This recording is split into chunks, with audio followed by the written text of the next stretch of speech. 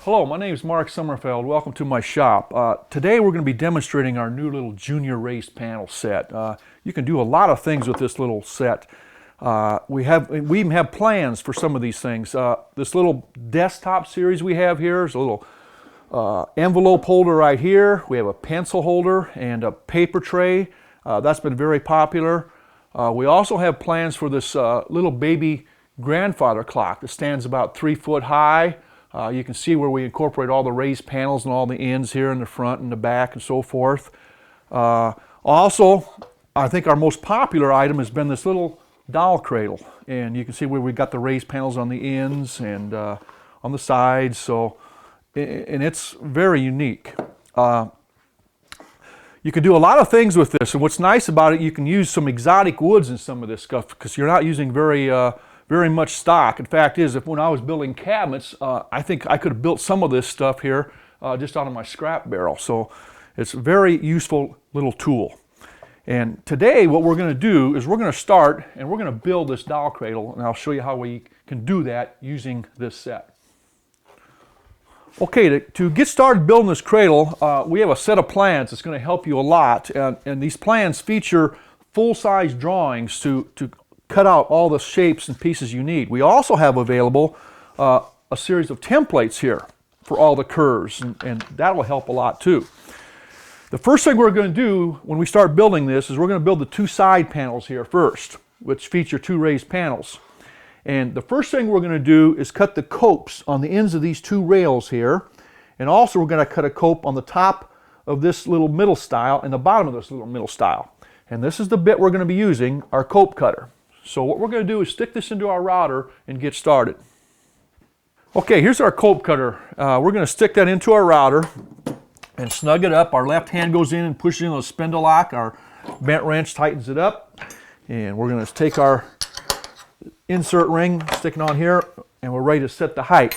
Now, in getting the thickness of your stock, you can use any thickness of stock you want, usually from about 1/2 inch up to 5/8. I usually like to go about right in the middle, which is around 9/16. That's what I milled this stock to. Now, in setting the height, again, there's no set dimension. What I like to do is when I set mine on the back here, I want about 1/8 of an inch right in here at least. All right, so now what we're going to do is set this up to this stock that I had. You can see I got to raise my bit just a little bit here.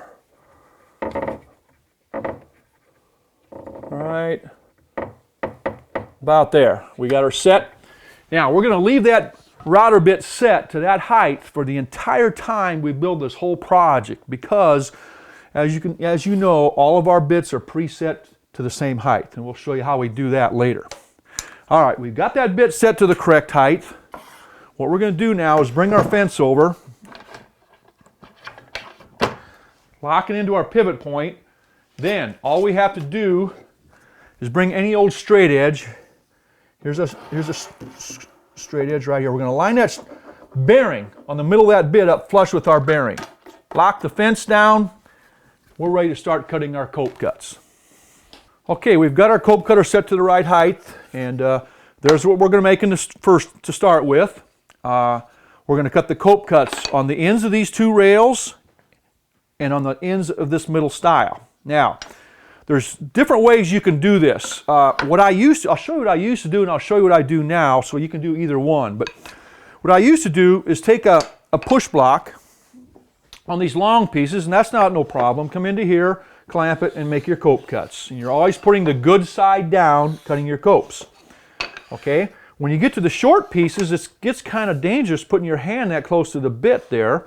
So we improvised and made a little jig, just notched out a piece of wood there, and that's going to take the place of my fingers. So you can see what I'm doing there is I'm coming down here, and I got a little bit of space underneath here so I can get some hold down. So I'll come into here like that, hold down, and cut my copes like that. Turn it around and cut like that. Okay? All right. Through much use of using this little jig, I've improvised. I found a different way. Okay? What we're done is we made a series, and if you're making a little project like this doll cradle, you know, you don't want to make one. You probably make like 2, 3, 4, 5, 6 of them. So what I'm doing here is all the dimensions are included in our plans, and this middle section here is 2 5/8. So I cut a series of stock here with 2 5/8. All right. So what we're going to do, you can see we're getting 4 of them out of here, 4 here, and 4 here. So we're making 12 pieces really quick. Remember now, when you cut anything of any of our sets, you always put the good side down. So we're going to put the good side down on these, and we're going to cut the copes all at once, and very safely because we have larger pieces of stock. Now, to push these all through at once, we made a little jig. All you do is take a block of wood, a thick block of wood, cut a little rabbet in there on your table saw. You can see what I did. And then on the back, you want to screw a little backer to push those. So what I'm doing here now is pushing down on these, and I'm also pushing forward and pushing in. So I got all 3 ways I'm locking those boards in, and I'm going to make my cope cuts. So what we're going to do now is we're going to turn our router on, and we'll make these cope cuts.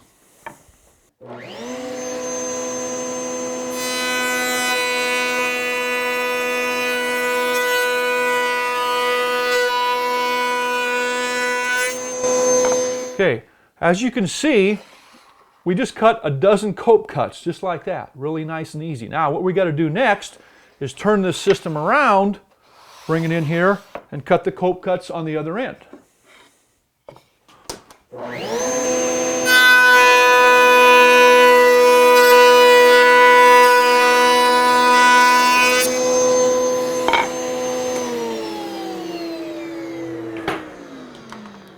Okay, we've got our dozen little middle stiles there all cut with the cope cuts. Now, the next thing we want to do is cut the cope cuts on our ends of our rails here. To do that, the instructions, the plans call you to make these pieces 10 5/8. Well, we've got 10 5/8. We've got 4 pieces here. So we're going to come down here, put the good side down, and we're going to cut the cope cuts just like this with our little push block, because this is a fairly large piece.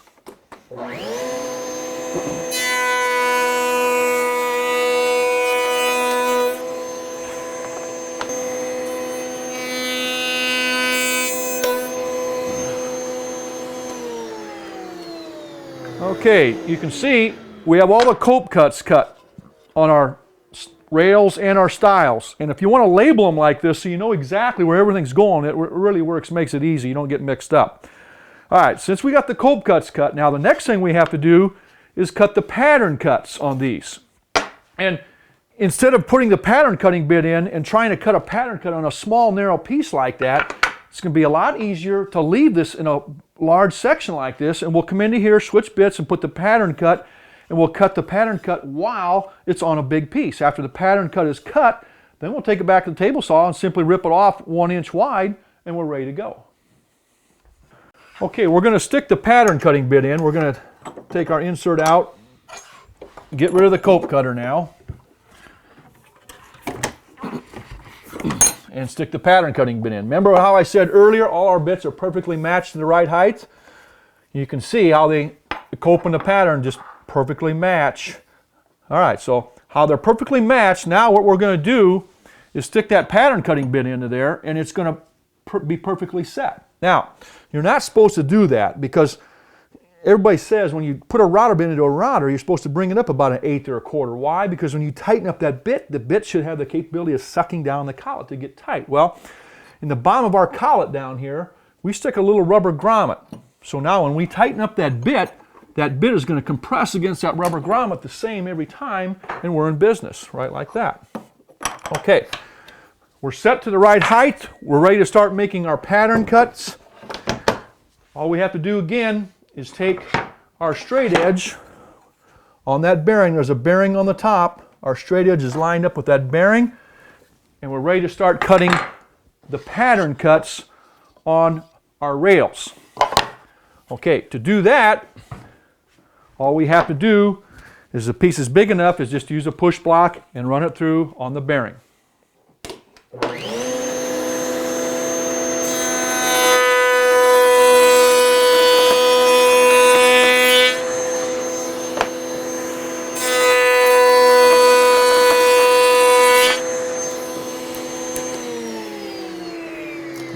Right there. You can see we've got the cope cut, and the pattern cut for this top piece, you might say. All we have to do now is take that on your table saw, set your fence for 1 inch, rip that off, and you have that piece made. And the other piece is here.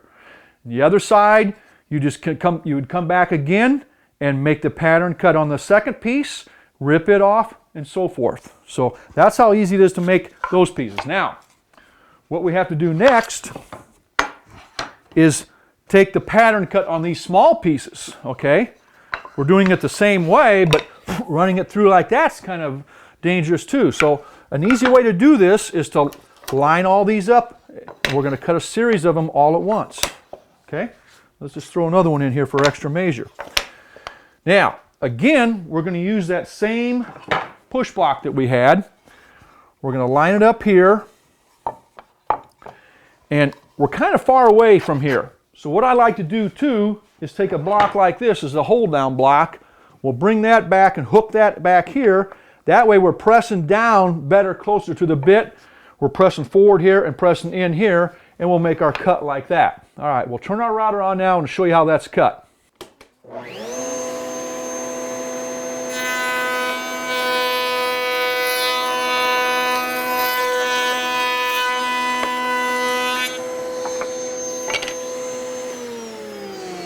Okay, there's our pattern cut on one side. Now we have to cut the other side of this. Before, we're only cutting one side of this, but we're cutting two sides of this. So what we have to do now is take these off and rip that to 1 inch, bring it back and cut the other side.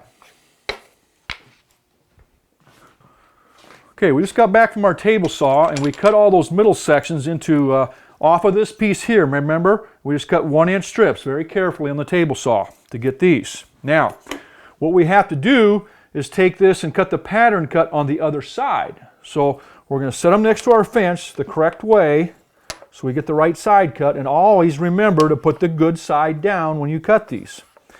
And you can cut a series of these if you want. Now, remember that jig we had with the backer to push these through? Well, we're a little bit shy there, aren't we? So what we're going to do is just take a scrap piece, the same thickness, and lay it right into there, and that'll help us to lock those in. Now we can very safely make this cut with bit not even exposed and make a nice cut.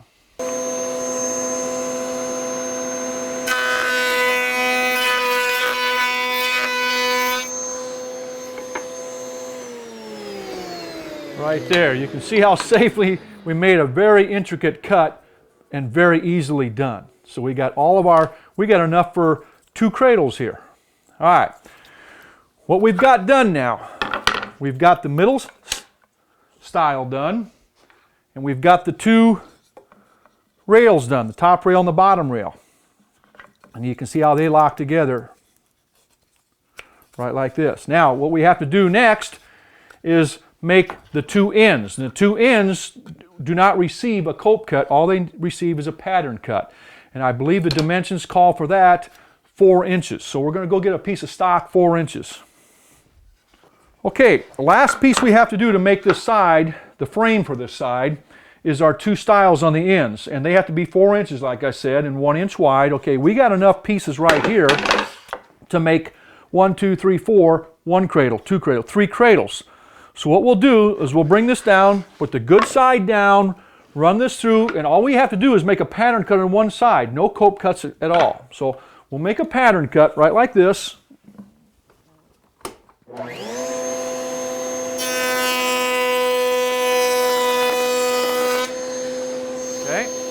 Doing on the other side.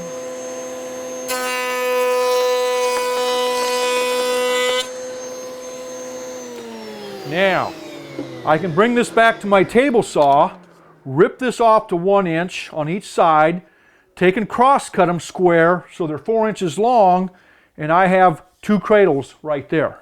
And we might have to discard this small piece. But that's how easy it is to make your stiles. So I'm going to go back to the saw and cut these off and get them set. Okay, what we have done now is the stiles on the ends are cut. Okay, we've got that bottom rail cut to the right length. We can lock these in, right like that. Find the center of that middle, on that bottom there, on that bottom rail, and put your middle stile in the center. And then we're going to put our top rail up here. Okay. Now, the next thing you have to do is find the size of the raised panel. Even though the size is in the dimensions in the instructions, it's a good idea to just measure it for sure, because everybody's ruler measures different and so forth. But what I always do, and when you put your raised panel in there now, when we make the big raised panels, remember we have to allow for expansion and contraction. Well, since these are so small, we're just going to make them about a 1/16 inch narrower than what we need. Okay, what do we need here? Well, the width of this panel would be going from right here, I'm going to put a black mark right there, the edge of that profile to the edge of that profile.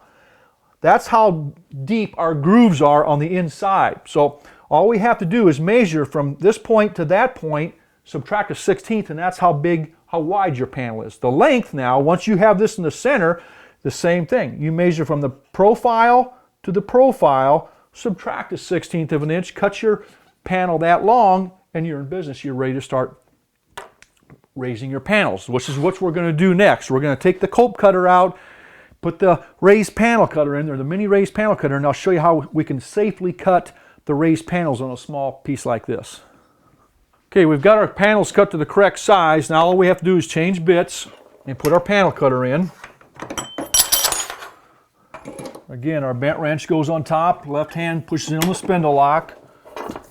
And the beautiful thing about it, all you do is just drop that panel cutter in. It's already set to the right height for you, and you're ready to go. Now, we put our insert ring on, lock it in. We're at the right height there. We bring our fence, but before we bring our fence in, what we have to do, we have a bigger cutter here. So we're going to change and put a bigger zero clearance block into here. All we do is we're going to pivot this out of the way. That zero clearance comes out. This one here comes in. All right. Drops into our pivot. Again, take any straight edge. We're just using the square today. And we're going to bring that fence up there so it's flush with the bearing. All right, we're flush with the bearing. Lock that down. And we're ready to cut the panel cuts. Now, we're going to put the good side down on all of these, and we're going to cut them